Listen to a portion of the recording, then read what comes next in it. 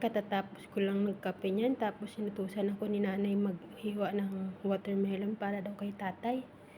Hindi ko na naipakita sa inyo yung pagkape ko.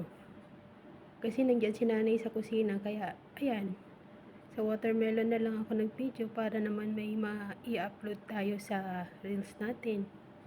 Medyo mahaba pala yung video ko na to, 90 seconds, kasi hiningan tayo ni Mameta ng 90 seconds na reels, kaya ayan, nag-video ako ng mahaba.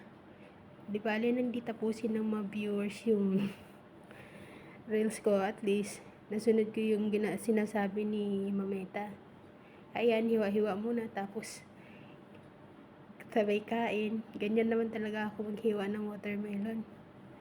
Kumakain pa ako bago ko bigay sa amo. Hindi naman bawal sa kanila na kumain, pero ganun lang, parang gusto ko lang ganyan. Sa tuwing naghihiwa, kumakain.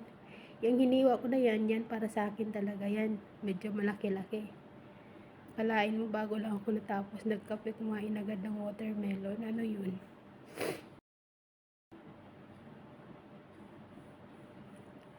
Yan, hiwa-hiwa muna. Parang naubusan na ako ng salita.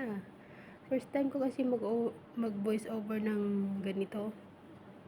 Hindi kasi ako masyadong marunong mag voice over.